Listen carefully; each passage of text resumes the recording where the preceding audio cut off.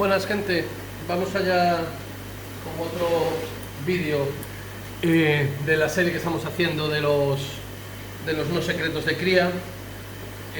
Bueno, para aquellos que no siguen la serie que crea en YouTube sobre el tema, bueno, es una serie donde vamos contando esos mitos o esos tips que durante mucho tiempo mucha gente consideraba como secretos, aunque yo creo que nunca lo han sido, pero bueno, había como misterio alrededor de ellos.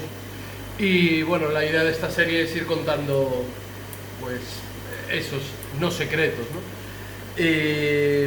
Hoy vamos a tener de fondo de imagen la urna de excedentes de Blue Ball, y con los excedentes lo digo para seguir con la otra serie que estamos haciendo paralela o incluida en todos mis vídeos, que es como le llamamos de distintas formas a los descartes, ¿no? Las híbridas, descartes, excedentes, mix, bueno, no sé, he leído poniendo así no seleccionados, le he ido poniendo así distintos nombres para hacer un poco un guiño. Pues aquí están las Blue Ball que no están en la urna de selección, o sea, aquellas que voy pescando de la urna de selección y apartando, y bueno, pues hoy he decidido llamarles así excedentes. El tema que vamos a tratar hoy es el tema de los parámetros, que quizás es el ejemplo, lo más clásico que siempre identificamos como secretos, ¿no? Aún ahora, cuando muchos de vosotros o muchos de los que empiezan siempre preguntan qué parámetros tienes, en qué parámetros las tienes, aún como con miedo, ¿no? Como diciendo, Dios, no me lo va a decir. Esto que ahora es menos habitual, porque ya un poco más abiertamente todos decimos en qué parámetros tenemos nuestras jardinas, hace años no lo era, ¿no? Y hace años se creía, mucha gente creía que había una combinación mágica de valores de los parámetros que era el secreto de que criase, ¿no? El ser humano es muy amigo de buscar este tipo de confabulaciones y de teorías conspiranoicas y tal, y que claro, hay algo y por eso no me lo cuentan, ¿no? Es la idea que hay detrás un poco de hacer esta serie, un poco aplicando un poquito de sentido de humor, pues ir desmontando esas cosas, y en el caso de los parámetros es el caso típico. En el canal tenéis otra serie específica de parámetros donde voy hablando de cada uno de los parámetros, cómo los mantengo, cómo los mido y tal. Bueno, aquí va a ser un poco un resumen general, y sobre todo que veáis el enfoque de la importancia que hay en entender que los parámetros es un factor más de toda la configuración de nuestra urna, y al igual que los cambios de agua por sí solos no me van a aportar nada, los parámetros determinados por sí solos no me van a aportar nada, la alimentación que aplico por sí solo no me va a aportar nada, la dimensión o forma de mis urnas por sí solas no me van a aportar nada o no todo, y la combinación de todo, haciendo que la interrelación de todos esos factores sea la adecuada, pues es lo que hace que pueda crear un ecosistema, un entorno donde los bichos pues estén cómodos y críen bien y haya una alta tasa de supervivencia. Pues con los parámetros pasa un poco lo mismo entre ellos mismos y en relación con el resto de factores. Entre los parámetros tenemos la temperatura, el KH y el GH, ¿no? Son los básicos, los que siempre preguntamos y los que siempre comunicamos y medimos. Y bueno, hay uno que son los TDS, que al final lo que me va a dar los TDS es las cosas que tengo disueltas en el agua, y como en el agua lo que tengo es KH, pH, o sea, carbonatos, calcio, magnesio, que es lo que adito con las sales, y los carbonatos, que es el resto de KH que me queda después de la ósmosis, y el resto es mierda, el resto es lo que no queremos, ¿no? Nosotros, nuestra agua de ósmosis está a cero, le echamos calcio y magnesio con nuestras sales y tenemos el agua según la queremos. Tiene un resto de KH porque no hemos conseguido quitarle todos los carbonatos en la ósmosis, y la cantidad de KH que consiga quitarle va a ser en función de lo bueno, limpio, eficiente que sea mi equipo de ósmosis, y de la calidad de agua de entrada en mi equipo de ósmosis. Y el agua de entrada en mi equipo de ósmosis es muy buena, y muy buena en el sentido de que ya muy cercana a pura, con pocos elementos disueltos, pues el equipo de ósmosis va a trabajar mejor y me va a dejar el agua a cero.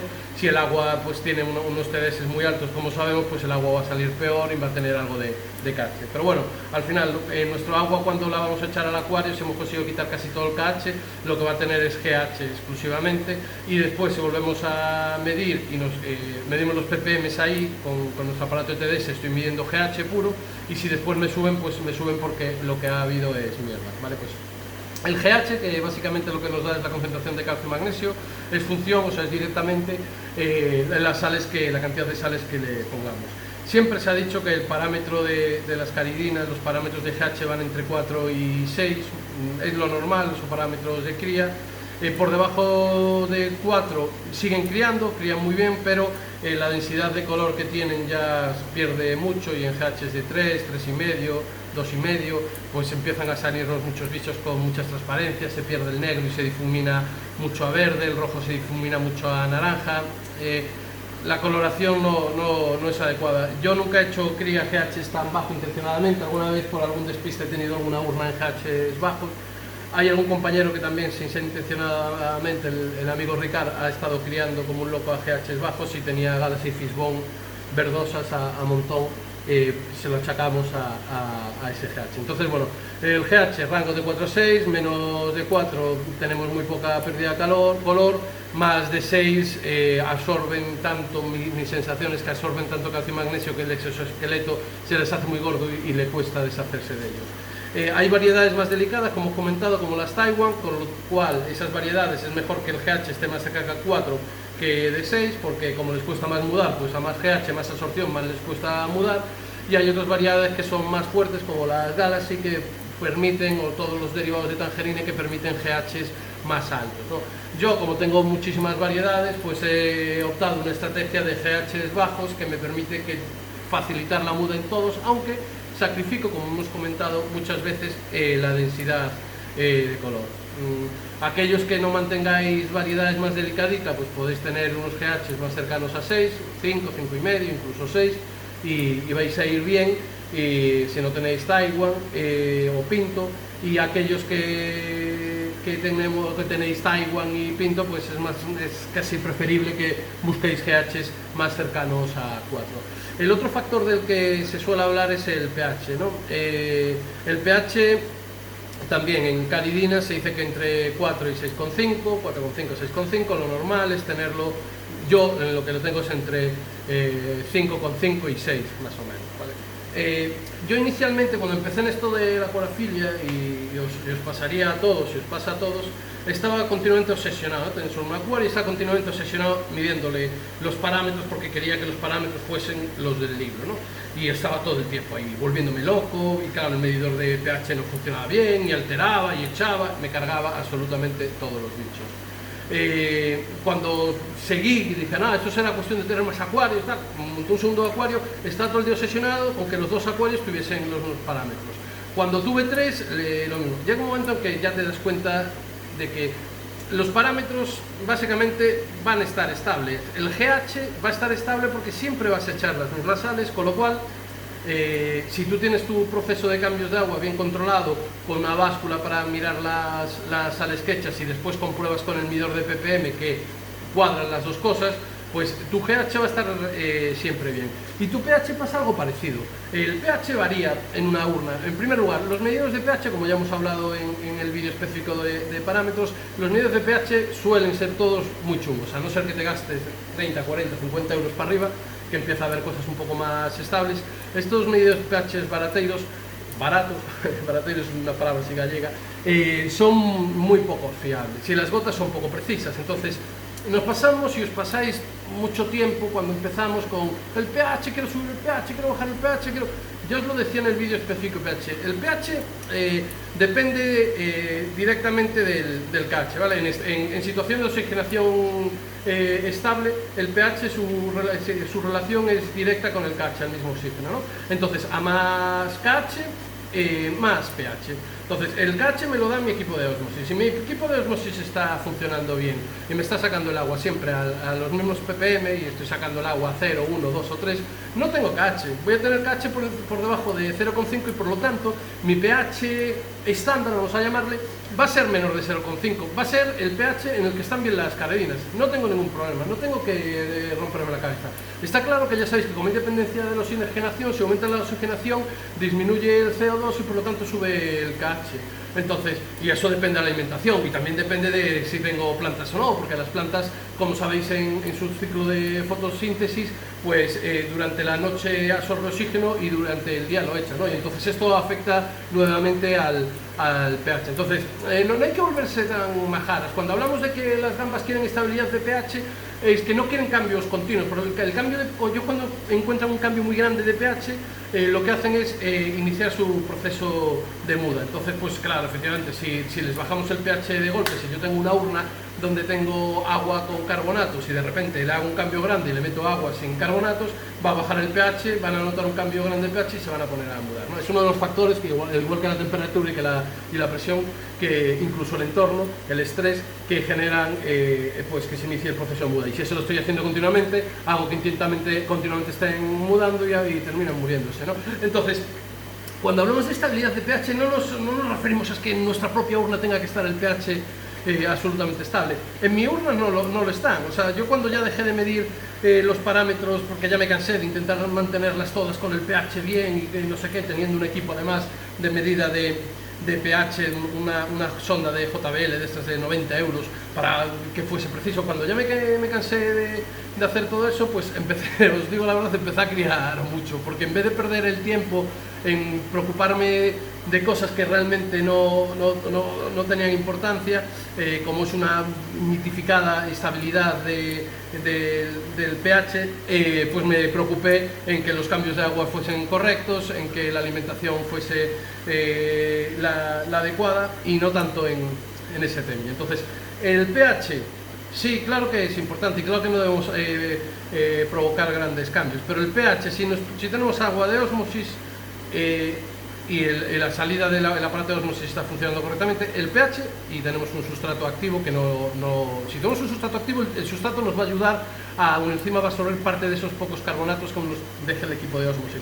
Pero con lo cual más lo va a bajar. Pero si el equipo de osmosis está funcionando bien, el pH del agua va a estar bien. Si estoy utilizando agua en botella, el pH va a estar bien. Si no tengo nada que libere, que efectivamente si tenéis roca dragón, no sé qué, cualquier cosa que pueda, porque no siempre la roca dragón libera cosas, liberando cosas, o si tenéis manado con sustrato, pues efectivamente vais a estar alterando el pH, porque esos elementos van a estar liberando carbonatos y por lo tanto van a estar subiendo el pH. Entonces, en una configuración normal, de una urna normal, muchas veces me decís, es que el pH lo tengo alto, me estoy volviendo loco. Y os pregunto, ¿qué tenéis?